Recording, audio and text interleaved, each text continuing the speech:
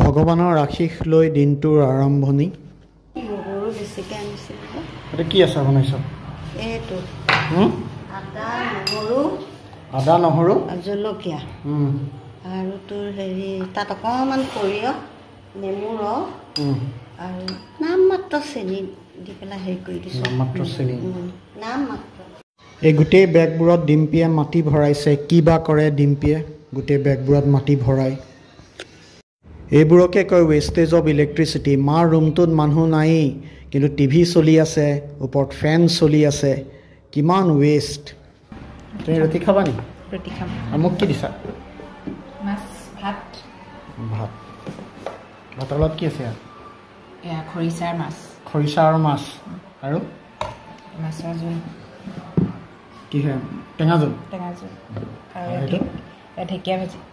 ঢেকীয়া ভাজি। যিহেতু আজি বন্ধৰ দিন আছিল, শোৱাৰ পৰা উঠাও দেৰি, সেইকাৰণে ডাইৰেক্ট ভাতকে খাই দিলোঁ আৰু।